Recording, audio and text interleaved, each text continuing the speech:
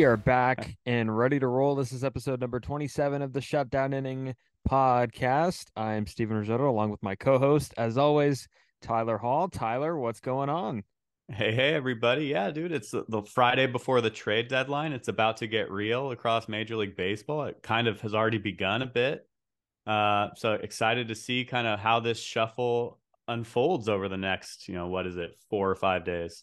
Yes, this is the first trade deadline that we've done on the Shutdown Inning, and I think it's fair to say that this is kind of a holiday for a lot of hardcore baseball fans. They keep up with MLB Network, they keep up with us, the podcasts, they keep up Absolutely. with Twitter. Everything's kind of going, or should I say X? Everything's Yeah. kind of going bananas now, and it's fun to keep up with. It's kind of like the winter meetings where everything's going on, and teams really start to show their true colors on what they think of themselves. And I've always found that pretty interesting. Yeah, definitely. I don't turn on notifications for anybody at all ever, but like basically not this time of year, whenever I open up X, it's Twitter to me. I'm gonna call it Twitter. Yeah, When me too. I open up Twitter, I check Passan, I check Rosenthal. I can't look at Heyman anymore because I'm blocked after Arson Judge, but I check those guys right away. Like what's going on. If I want to know what's not going to happen, I check Bob Nightingale. It's that time of year where you got to see what the buzz is, and try to figure out what's fact and what's fiction. Yeah, and I'm with you. I have those guys, their notifications on as well. I do not have Joel Sherman. Joel Sherman breaks a lot of news, but Joel Sherman, I am blocked by him for some reason. I did nothing to do that.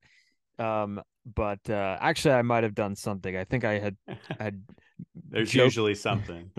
I joked with him about something and he didn't see it as a joke. I think I said like get some sleep after he reported something really late at night, but all love to Joel Sherman. He's what I think a columnist should be in every city. But yeah, fun times. This is the time where and I think now that Twitter's kind of weird the last year or so, it's easy to fall for some misinformation. So we don't want to do that. But yeah, some deals have happened already, Tyler. Things are going on. I mean, we could recap a few of these that have happened. The big one, we're recording this on the 28th, the Friday, like you mentioned before. David Robertson traded from the New York Mets to the Miami Marlins. I mean, the Marlins gave up two prospects to get him. Kind of an interesting move, and I think it reflects more so on the Mets, who are having a horrendous year, and this is not a fun trend for them to be selling. Yeah, I mean, definitely not. And, wouldn't have thought they'd be in this position, but when you see them, trade their closer a week before the deadline, it kind of shows where they're seeing themselves. It's also kind of weird to see it happen within their own division. Usually teams try to at least move guys away from their division or at their league too, if they can. But obviously that's the best package I thought they could get for Robertson. And once that trade went down, now you're starting to see even more buzz around Verlander and Scherzer potentially, and some of their other, names that could be moved. So, yeah, I agree. Definitely more on the Mets than the Marlins, but also, the Marlins, they're seeing a little window of opportunity, and they're looking to improve their ball club, and starting to see them tied to some other guys around baseball as well. Yeah, good for them. And from a Mets perspective, like we talked about this a few weeks ago about how Steve Cohen had to, schedule a press conference and say we're fine, right? And now like what's happening, and I think Buck Showalter is, he was brought into the win. He's not a guy that sits through this kind of thing. So I wouldn't be shocked if, we look up in, September and there's a different guy there leading the team through the end of the year. But yeah, Robertson to the Marlins, that was an interesting one. Marlins, interesting team. And then the Dodgers kind of like played, and everybody on Twitter is saying that they're trading for mid, which is slang, I guess. But they're bringing like a few familiar faces back, a few new faces in. Kike Hernandez, Lance Lynn, Joe Kelly, Eddie Rosario. I mean, kind of an interesting deadline so far for the Dodgers. They're getting better, but it's not the names that maybe you would usually attach them to. Yeah, they're not really making any huge splashes, but they're, kind of incrementally improving, or Mhm. at least they're hoping to, acquiring the mid, if you will. But yeah, definitely, a little reunion with Kike and with Joe Kelly. Obviously, they need the help in the pen, so I could see why they did that. And Lynn is kind of one of those interesting guys where he's had a pretty solid career, but he's struggled a bit this year. And so, the famous, change of scenery that gets thrown around a lot this time of year. Maybe he's a guy who just needs a change of scenery, and I feel like he's definitely an improvement for the back end of that Dodgers rotation as well. So, and who knows, they have the farm that they can go make a splash too. Maybe this is just the calm before the storm for them, and they drop a big deal on us in the next few days.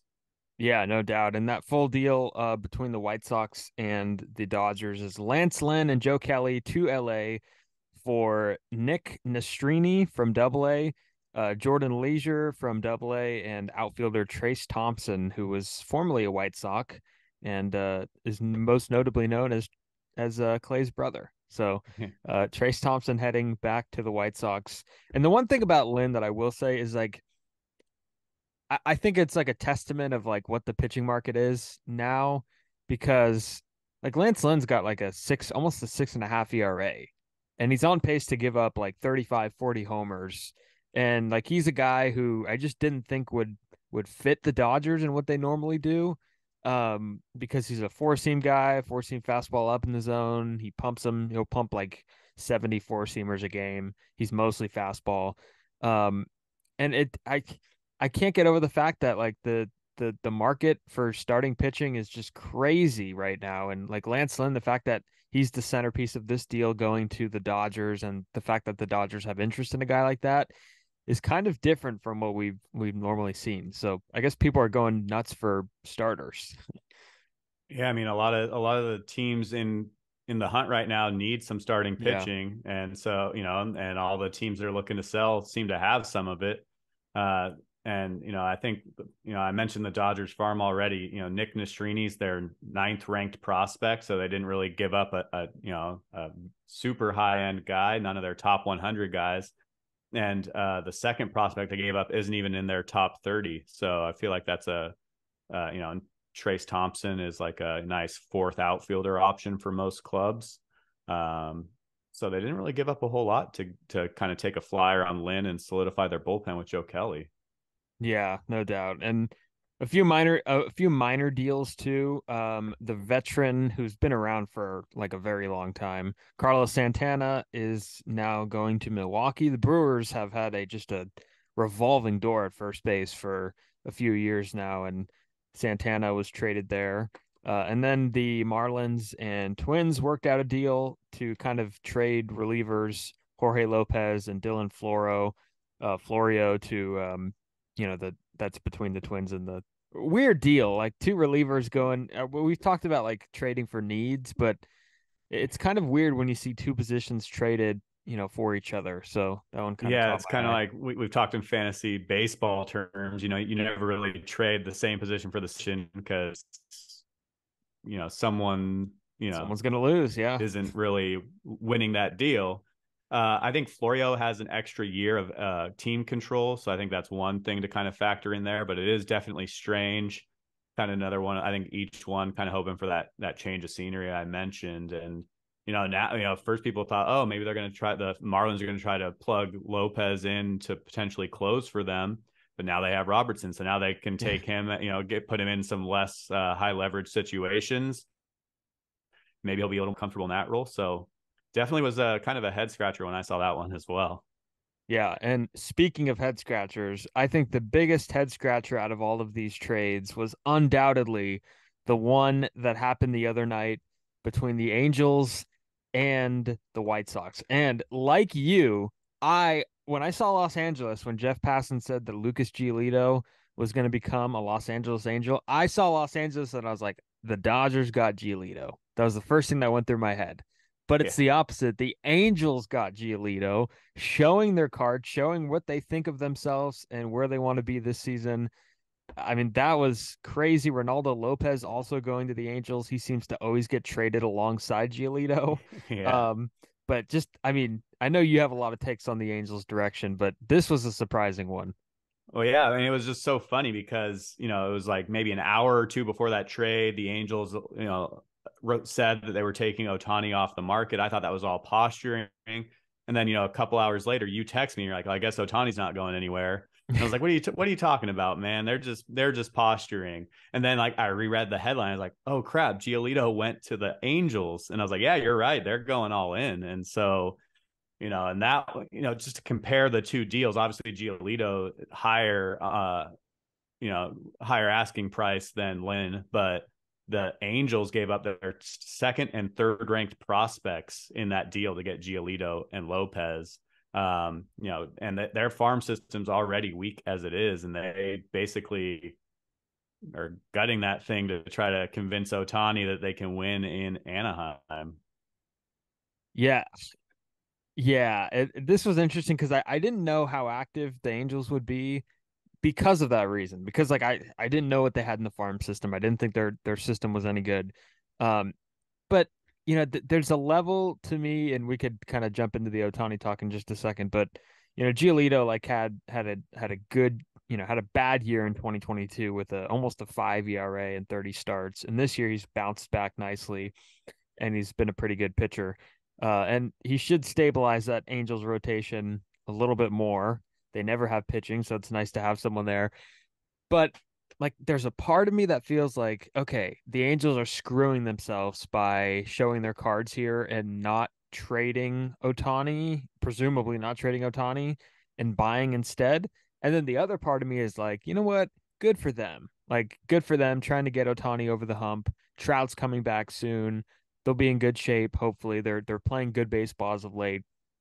I just don't know which one to pick because, like you said, it was a weird turn of event. Tom Verducci, who's like not your prototypical news breaker, he doesn't have social media. He's not known for the sources, but he is one of the best baseball writers in the country. And when he broke that news that Ohtani, is staying, everybody kind of really didn't take it seriously, and then they pulled a deal for Giolito. But I don't know. I don't know if to compliment the Angels for doing this or to kind of say it's stupid, but I don't know. What do you think? Yeah, yeah. Like when Ohtani was still, on the market, I kind of, I talked about this quite a bit, but I felt like whoever traded for Ohtani was not going to be able to re-sign him. They're almost doing themselves a disservice to sign him long term because they'll be giving up so much. I mean, no one even really had an idea what Ohtani would garner on a trade market. I almost wish he could have gotten traded just so we could have seen what that package looked like. Yeah. But you're almost mortgaging your future to acquire him for the next 2 months and then October. And I almost looked at the Giolito trade as a trade to keep Ohtani, and they gave up two of their top three prospects to do it, and for a rental as well because Giolito's a free agent after this year, and so a lot's going to have to go right, I feel, for Ohtani to want to stay with the Angels long term because their farm's going to be depleted, and even the guys that they're trading for. I mean, there's probably some more trades to be made. I don't think the Angels were a Giolito away from a deep October run, but I guess who those other trades might be might dictate or change this conversation a little bit. But I just don't see how Ohtani can then look at the Angels after this year, even if they have a deep run, and say, okay, we're set up for success for the next, he's going to sign it probably at least a decade deal. How does this franchise look for a decade? Yeah, that's a good point. I mean, the money talks too. And like even if the Angels do make a big postseason run, and let's say they make it to the championship series or something and then they lose, like would that experience be enough for Ohtani to see the future of the Angels, like you said? And I don't think so. Like, I mean, I think the same goes for everybody using the talking point where it's like, okay, let's trade for Ohtani. Let's empty the farm for Ohtani. Let's bring him in here, convince him in these final 2 months, and then try and re-sign him. Like for whatever reason, and maybe to some extent there is an advantage of trading for a rental and big profile rental and trying to convince them to stay. But at the end of the day, again, money talks, and Ohtani might enjoy Baltimore. Let's use that as an example. Baltimore for August and September, but then in the off season, his heart is really on the West Coast, and the Dodgers offer him 660 million. We know where he's going to go. Like that experience from Baltimore goes out the window. So, I also to some extent think they're missing an opportunity in not trading him. Um, Yeah, it's I mean, I've it's a seen a lot tough of people spot. say, they're gonna, if they would have traded him, they would have lost revenue. And it's like, well, I looked today, they have 29 home games left. So yeah, maybe you don't get as big a crowd for 29 games, but then you're setting yourself up for future success. Now, unless they can sign Ohtani, and I got into like a little mini Twitter debate with a guy, and like, well, they're gonna have to make a deep run. He's like, and I was like, and then all these guys are getting or leaving. He's like, well, then they could just sign all those guys and run it back. So they're stacking up a lot of ifs to keep Ohtani. If they make a deep run, they're not even in the playoffs right now, and they have to leapfrog, I think, 3 or 4 teams to get into a playoff spot. So if they make the playoffs, if they make a deep run, if they lock up those guys to come back, and then if that's enough for Ohtani to stay, that's a lot of ifs you're stacking up to try to keep Ohtani there. So it's just, I mean, I also get their end too. It's like, do you want to be the team that traded the best player that many people have ever seen? Like, that's a tough name to put on, a tough label to put on yourself as an organization. So it's tough. We'll know, by probably December or January if they did themselves a service or not. Yeah, and We might even know by the end of September if they don't make the playoffs. that would be, yeah, and it kind of reminds me of, I forgot who I brought this up to, but the whole situation with the Angels kind of reminds me of when the Giants were trying to win in 2019 with Bruce Bochy and trying to push for, for Bruce Bochy in his final season, or what was then his final season. And it's kind of the same thing. It's almost like they're trying to push for Ohtani to make the playoffs and Trout to make the playoffs. And even if it comes at like an unrealistic price, and which is, obviously buying and not selling. And when you have the best trade chip maybe ever, who can acquire a lot of pieces for your future, and you're not doing it, is pretty. You have to be really sure of yourself to leave that on the table. And Yeah. it's But I mean, hey, I yeah. mean, Ohtani, I don't know if the Giolito trade had much to do with it, but he basically showed Oh what they're man, fighting to keep yesterday. A one hitter, complete game, one hit shutout, and then a 2 home run game in the nightcap of the doubleheader. I mean, he's otherworldly. Like I might have mentioned this on this podcast or another one, that people like to compare him. Like, it's not a valid comparison. And I'll repeat myself one more time for those that didn't listen last time. It's not a valid comparison to bring up Bonds and Williams and even Ruth, because Ruth did this, but for not a lot of time. He overlapped pitching and hitting for like a year. So to compare Ohtani to all the great players who are only position players is just not fair. Like, he's in a category by himself. And just to give you an indication on what yesterday was for Shohei Ohtani, I have him on one of my fantasy teams, and I'm going to tell you how many points he gave me, because it was a bunch. And it was, hold on. did you get points? Did you get points for pitching and hitting? Is it a league where you can put them in both? Yes, ESPN. You could put him in both, right? I think. Okay. I think it counts for hitting too. So Okay. I actually didn't look at this yet, but it's on one of my team. Here we go. Shohei Ohtani yesterday, I had him in the pitching spot, and I believe it counted for his offensive totals too. 36 points. Um, and then he went 2 for 8 on the day with the 8 total bases, 3 RBI, 2 homers. Actually, I don't know if it did count for hitting too, but that's kind of a weird moment. But But yeah, I yeah, mean, yeah, 36 points. it's Yeah. just ridiculous. He had the best pitching performance on the day and the best hitting performance of the day, and he's one dude. I agree. He's in a class of his own right now, and like I said, I can see why the Angels would want to hold on to that as long as they can and try to convince him to stay. It might be mortgaging their future to do it, but when you have a talent like that, I could see why you wouldn't want to give him up, and that's also why any team is that he'll listen to is going to talk to him this offseason. Yeah. I And mean, yeah. it's like one of those things where it's like every night you check to see like what did he do this time, and you're not. And the crazy thing is, at this point, you're not even surprised at it. If anything, I was surprised yesterday that was his first complete game shutout. Like, I was like, Yeah. oh, cool. That's the most surprising part. Yeah. Not that he threw it, or that it's just that it was his first, or that he hit 2 home runs on the same day. I mean, I think earlier this year, didn't he have a game where it was one game? It wasn't a doubleheader where he like struck out 10 or 12 and hit 2 bombs too. Something like It's just that. it's just Yeah. like, yeah, a lot of people when they were trying to think like what would an Ohtani package look like, they were like, well, look at the Scherzer Trey Turner deal because that's essentially what you're getting, and that's just nuts that he's one guy. Yeah, one guy. And it's amazing because like Otani's a guy that just does all this without like any like he'll flip the bat and everything, but he's not like your prototypical like superstar now who's gonna kind of show off himself the way other guys do. And not saying that that's a bad thing. Like obviously it's great for baseball to have emotion, but he does it with just such grace, right? And it's cool to see, and it's no wonder that he's an Yeah. international legend at this point. And yeah, never seen Yeah, anything like like he'll it. throw out a big bat. Yeah, he has like the friendliest major bat flips ever. Like he just looks like such a nice guy doing it. You're just like, oh, you know. Yeah. He's incredible. He's incredible. And I do hope that the Angels, win. I do hope that the Angels will win. I hope that they get up there in the postseason, and um it's obviously a weird spot for them.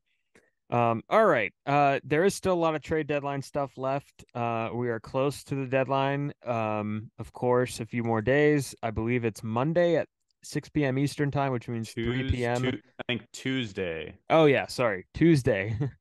So Tuesday. essentially 4 days from now, 4 days and 2 hours from where we're recording right now is the deadline. So still a lot of time for some action. Yeah, a lot of time. Tuesday at 3 p.m. Pacific time, and then 6 p.m. Eastern. That's when teams have to. And look, a lot of teams, have stuff leak out after that deadline. So when the deadline hits, don't log off your phone completely. We've seen plenty of times where stuff comes out after.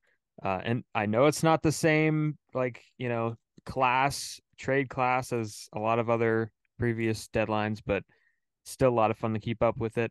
And we've seen some rumors fly around about guys that could be available. Arenado to the Dodgers is one of them that is kind of interesting because we heard from the Cardinals GM John Mozeliak that guys are going to get traded. And when we think about that, we think about Paul DeYoung, Jordan Montgomery, maybe Jordan Hicks, Brendan Donovan, but we never really thought about like Goldschmidt and Arenado as being available. And here the Dodgers are reportedly in I can't say that word, preliminary talks with Nolan Arenado, which for Giants fans I know because that's the group that we hang out with. That is not a fun thing for them. Yeah, I mean, as a Giants fan, you thought you got rid of him from the Rock, get him out of the division, and now he might be coming back to the Dodgers of all teams. And I saw a report. I don't know if it's been verified or not that like Arenado has said that he'll waive his no trade clause to the Dodgers and only the Dodgers, which is kind of an interest. I'm sure if the Cardinals got an interesting offer from someone else and they could try to convince him, but I mean, we talked about how 10 minutes ago how the Dodgers have not made any big splashes. They're kind of trading for mid, if you will. And that maybe Arenado, and I said maybe there's a big chip to fall, and that could very easily be Nolan Arenado, and that would be a game changer for the Dodgers. That would be insane. That would be huge. That would 100% eliminate anything about them acquiring mid guys. And Arenado, like he has had some comments this year about the way the Cardinals have been playing that are not, he's frustrated. And he's frustrated because he played with the Rockies for a long time, only I believe had one postseason shot. And here he goes to St. Louis thinking that, he's on a perennial winner and they have a rough year. And he said some stuff to the media about how the Cardinals just have not played good baseball. He said like, basically we're bad, right? We're bad. We're not a good team. And he's one of the pros out there, and I could 100% see him waiving that no trade clause to go to LA and be a part of that. That would be a great situation for him, obviously, and a huge move. That would be the move of the deadline. I don't think Goldschmidt goes anywhere, but that would be definitely a move of the deadline. But there's a few other names out there. And I don't know if we want to, we could pick and choose some of these.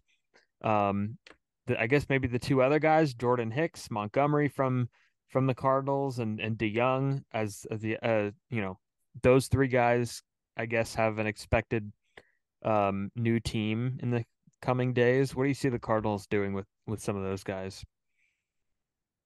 I mean, I feel like they have to make some moves, especially like to use Arenado's words, they're not a good team at least this year. And some of those guys are Montgomery and Hicks specifically, and DeJong, Paul DeYoung, yeah. DeYoung, yeah. He they're all free agents, so it's almost like might as well get something for them while you can. Seen a lot of I've even seen the Dodgers tied to guys like Hicks because they need some bullpen. Maybe they roll up an Arenado and Hicks deal. They need some bullpen help. Montgomery, basically anyone who needs a starter has been tied to Jordan Montgomery. The Rays, Diamondbacks, maybe. So I think if you're the Cardinals, you got to kind of look at it and say, we're not it this year. And so I think I would be surprised if any of those guys are still in the Cardinals uniform, Montgomery, Hicks, and some of their middle infielders after the deadline at this time next week. Yeah, Montgomery could honestly bring back something crazy considering what we've seen already from starters. And there's going to be plenty of, teams pursuing, maybe the Giants, maybe Baltimore, maybe Tampa, like you said. There's some teams out there that could be, I guess in play for him. But I think he's the big one with St. Louis. And then the Cubs have a few guys with Stroman and Bellinger. We've talked about Stroman a little bit on the podcast this year. And, wanting to stay with the Cubs, but also, the position they're in, they could easily trade him. Toronto, I've seen thrown out there as a possible fit, a reunion there. But also, I think Marcus Stroman would fit really good in Arizona. Like, I think they need someone with Gallen at the top of the rotation. I could see him pitching with the Diamondbacks too. And then Bellinger, I don't know. I guess whoever needs an outfielder, but Stroman, I think he's going to get dealt too. Yeah, I've seen like Yankees and Rangers tied to Bellinger quite a bit. Man, he's I mean, talk about bouncing back. He's having an awesome year. And imagine him with that short porch and right at Yankee Stadium. Oh man. I mean, yeah, I think Stroman probably gets moved for sure. Bellinger, could take it or leave it. I could see a lot of teams being interested. It probably all depends on the Cubs asking price. So Yeah, I think you have to move him. He's a rental. Um, and then what the Padres I think are doing is interesting too. They have a few guys with Blake Snell and Josh Hader, and I originally thought that they would not trade any of those guys or trade anyone at all. Um, but they got to get it in the full gear, and I'm afraid that they would run out of time. So yeah, the Padres have been kind of interesting. Like they've said that they're not selling, but then they've said that like Snell and Hader could be available. And I saw a story the other day that they would at least listen to calls on Soto. They're just like so all over the place. I mean, obviously, we'll know soon what their actual strategy is, but it seems like they're kind of standing on the fence right now and trying to decide which way to jump. yeah, and Houston would be a good place for Snell, by the way. And speaking of Houston, we have a trade that went down during our podcast. It's not a major one, but according to Jeff Passan of ESPN, the Houston Astros, yeah, the Houston Astros and the Chicago White Sox are in agreement on a deal that will send right-hander Kendall Graveman to the Astros. So a guy who's an impact reliever heading to Houston. They're, trying to bolster their pitching staff. So not a big deal. It's a reliever, but Houston is obviously in the market for possibly a starting pitcher too. So yeah, I mean, not a splashy deal, but I mean, bullpens are important, especially come October. So I mean, most of our listeners are Giants fans. I mean, we all know how important a bullpen is to a deep run, and so might not be splashy on July 28th, but come October 20th, they might be happy that they have Graveman in the pen. Yeah, no doubt. And then some of the other remaining guys that we had written down as guys who could possibly be moved. Candelario from Washington had an amazing year. And then from the Detroit Tigers, Michael Lorenzen, who was an all-star, and then Eduardo Rodriguez, who is atop the American League in a lot of pitching categories. They're set to be available as well. So, few guys, I guess, worth mentioning. And then you mentioned the the Giants, and we mentioned how a lot of our listeners are Giants people. They have a very interesting approach to this deadline as well. What do you see the Giants doing? You Loaded know, question. huh? Loaded What was question. that? Yeah, seriously. I think that the position they're in, they have to buy just for where they are. I feel like we've seen Farhan do a lot of the part buying, part selling. We might see that to an extent, depending on how you look at some of the. They have a lot of these young guys that they've brought up, and now they need to kind of supplement that a little bit. Maybe even move one of those young guys if they need to. Um, I don't know how you feel. I feel like almost any of those young guys, except for maybe Bailey and like Luciano, aren't untouchable. Like I would, if they can get something for Casey Schmidt right now, or even Matos, I could see them doing it. But obviously they need some starting pitching. They can't go into October with just Cobb and Webb and hope for the best and have multiple bullpen games in a playoff series. And then we'll see. It's interesting because they need middle. They haven't had very much production from their middle infield. Crawford's coming back. They obviously just called up Luciano, but it'll be interesting to see if they actually go out and get a middle infielder, or if they just roll with what they got, and then they could always use some more production from the outfield. So, what are you seeing? I mean, I think you mentioned earlier too, maybe a bullpen arm, maybe a righty. Yeah. No, I agree with what you said. I think they have to buy for sure. And I would agree that the rotation is a need, and I think it could just be one guy that they go and get. And whether that's an Eduardo Rodriguez, whether that's a Jordan Montgomery, Marcus Stroman, perhaps one of those guys. And the thing about that is they're really looking for that game 3 starter, I think. And I think they would actually be fine with one bullpen game in the postseason. That I don't think that would hurt them that much, but they can't keep rolling with the two traditional starters. And maybe they get a guy like Sean Manaea or Disclafani traded, and have a team eat their contract, kind of like the Melanson deal to the Braves a few years ago in 2019 when everybody was surprised by that. But definitely upgrading in the rotation. I just don't know how much how many, who the pieces are that they could get in the rotation that would be a significant upgrade over what they have. Um, so that's interesting. And as to kind of what you mentioned about the young guys who would be available, I think that Schmidt and Matos would be available, but it wouldn't be because of because of how poorly, they might be playing, right? Like Schmidt more so than Matos. It would not be like we're giving up on this guy type of thing, right? I don't think they're there. They're still young guys. They're still trying to play through. They still have a lot of talent and guys that are going to be big leaguers for a long time, I think. So I don't think if Casey Schmidt gets traded, I don't think it would be because they're giving up on him because he's bad and he's been in a Oh, tough stretch. So I know some fans could get mixed up with the whole he's bad, let's trade him. Like that's usually not how it works. If a team wants Schmidt, they're doing it because he has value. Same thing with well, Matos. yeah, and that's why the Giants would be trading him. It's not because no one's like, oh, that kid's terrible, I want Yeah. him. The Giants would be trading him because they can get something for them because of their value. I'm not saying these guys aren't ball players or that I'd be Mhm. upset if they're still in orange and black on Wednesday night. It's just that they could, they're carrying value because they are so young. I mean, Matos is 21. Yeah. Schmidt's not is a young guy too.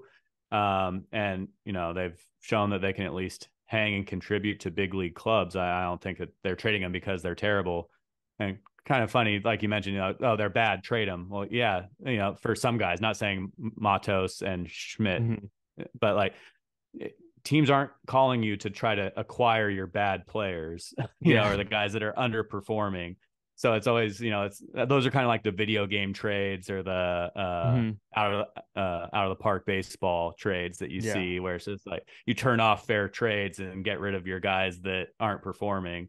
So Yeah. it's And always back yeah. And back to the middle infield real quick, because I agree. That's a place of dire need. Like Jeff Young, our friend from around the Foghorn, tweeted this out.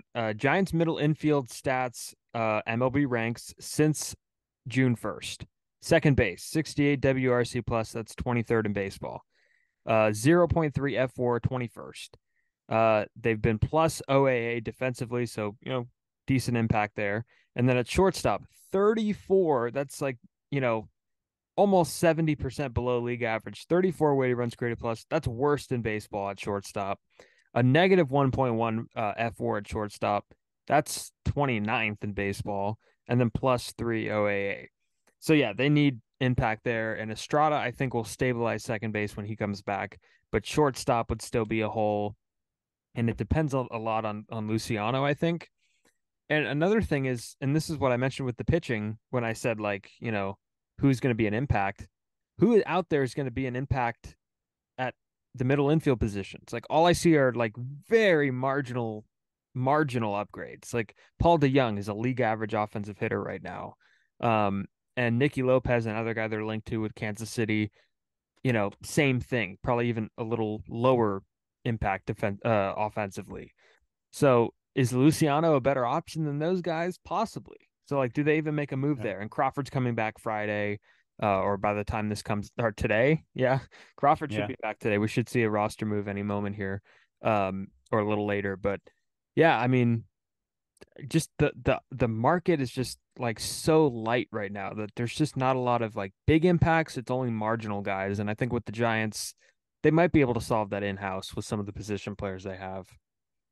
I mean, like you said, though, was it shortstop? You said was like 70% below league average Since so June 1st. Yeah. If you get a league average guy, that's a shot in the arm to your offense. But yeah, it's interesting. The Luciano call up kind of surprised a lot of people with how quickly it happened. I saw some people talking about how many of these guys were in high A ball together as recently as last year, and now they're in San Francisco together. So it's interesting to see. Maybe they wanted to see Luciano play a week at the big leagues and see, what he can contribute and kind of weigh their options and see if they need to make any trades for an average player. Because like you said, there's no splashy, high impact middle infielders that are available, or at least that have been reported as available or tied to anybody, let alone the Giants. And so, giving him a little audition here to see if maybe that trade isn't necessary and they can focus their energy elsewhere on the trade market makes a lot of sense. Calling him up this year doesn't really impact anything. He's past the Super 2 deadline, I believe, already, well past it. And, if they option him back to Sacramento at some point, it doesn't really kill them because eventually he's going to be up to stay if he's not already. So, it makes a lot of sense why they're kind of calling him up to look at him right now. Yeah, definitely. And I will make a bold prediction and say somebody that we're not expecting to be involved in a move will be involved in a move, whether that be a trade, whether that be a possible like demotion, a DFA. I don't know. Something's going to happen where someone who is kind of off of our radar with the Giants might get moved. Maybe in baseball too, someone from a team that we're not expecting. But yeah, a lot of fun stuff happening with the deadline. I will say that you and I are going to see each other tomorrow. Yeah, we're gonna watch some banana ball tomorrow. Yes, we are heading to Sacramento. Shout out to Snot Rocket 40. We know he's listening. We're gonna go see some banana ball, and I almost said in Savannah, Georgia, in Sacramento at Sutter Health Park, the home of the River Cats. The Bananas have gone on their national tour, and they were in San Jose earlier this week. I believe Fresno yesterday. And then tomorrow they will be in Sacramento. So gonna make the drive up there. Gonna go hang with Tyler, a few others, friend of the show, Andrew Pasquini, possibly. So lucky for you coming up from the Bay Area. It's not supposed to be triple digits in Sacramento tomorrow. Only a high of 98 allegedly. So woohoo! Yes. We're all black. Question for you. I know you're usually anti-adults bringing gloves to the ballpark, but in banana ball, if a fan catches a ball on the fly, it counts as an out. Are you bringing your glove tomorrow? My glove will make the trip. My glove will make the trip. It's coming with me because I want to be a part of I want to be a part of it. So, if a fan drops it, do they put it as like an EF, like an air fan? That would be interesting. Scorebook? Yeah, that would be interesting. So, yeah, and now that I'm thinking about it, do I bring one? Because like I just had the thought mid sentence there of me leaving it there. Right. And I don't know what I would do with myself if I left it there. Well, if you're gonna have to have the glove on your hand to catch it, so I'm That's assuming it'll true. be on you most of the game. That's true. So I And think I'm you'll be also thinking okay. about, yeah, I'm also thinking about walking through with it, eating, putting it down. Yeah, we'll figure that out, but I'm excited. Bring a drawstring bag. I'll make sure you don't forget your leather at the yard. But yeah, Yes. that'll be interesting. We'll definitely do at least a segment, if not an episode, on banana ball. It's kind of interesting. I've read some really cool things about it. It seems like people either love it or hate it. I've always been kind of on the fence. I'm looking forward to seeing it in person and kind of seeing what the bananas are all about. Yeah, and we want to give a shout out to Juan Barajas, who has been, a good friend of the show, we need to get on, by the way, who has been harassing me about going and seeing the bananas, and he thinks that I'm obsessed with them, which I am. Juan, I just want to say I know that's not your style, but I do think that it would be good for you to check out one of these days. So, we love you, and yeah, definitely though. Shout out to Juan for only berating Steven for it and not me. I mean, you're a little more Yeah, invested in them than I am. I'm down to just check it out and see what it is, but I know you're all in on the bananas. And I yeah. think they play the party animals. Is that who they play every I night? think I saw that too. And here's one thing that I'm interested to see, and we'll obviously know the answer to it after, when we do our kind of recap podcast. What is the role of the other team? Because we know what the Harlem Globetrotters, and we kind of know in basketball that, if a Globetrotter is trying to make like a sick layup, the other team could kind of like get out of the way, right? But in baseball, you can't script a home run, right? Yeah. Because there's a No, pitcher on they it's yeah. actually play. They play. The Bananas don't win every game like the Globetrotters win every game. So, I Yeah. think it's just they can't call it, the banana party animal game, tour or something. They started it with the bananas, and so I think that's why they call it that. But they play the same, quote unquote team every time. And I'm also interested to see the scoring. They play each inning almost as its own game. You get a point if A you win the point. Yep. inning. So, it doesn't matter if you give up a 9 spot in the first, that's just 1 point against you. So, Yeah. And very interested to see. yeah, and former big leaguer and legendary West Catholic Athletic League alumni Eric Burns is going to be there. So we're looking forward to seeing Burnsy. Maybe he hops into the stands and we get to see him. But yeah, Burnsy is a St. Francis Lancer and a longtime California resident. Grew up here, so he's been a part of the Bananas for a little bit, and he's gonna be the hopefully a few more surprises too. I know he's been trying to get Will Clark to play, which would be Yeah. wild. But I'm looking forward Yeah. to it. Yeah. And they usually bring out like a random guest, player or something. So I think Zito played in Nashville when they were over there. Obviously, Burnsy and Yeah. Yeah, no, it's exciting though. Very exciting to see Banana Ball. And we'll do definitely a recap afterwards. But Tyler, I think we shut it down again. Alrighty, well, that's gonna do it for this edition of the Shutdown Inning. You guys could follow us on Twitter at @shutdown_inning and listen to us on Apple, Spotify, wherever you find your podcast. Go check that out. Thanks for listening, and that's what's up.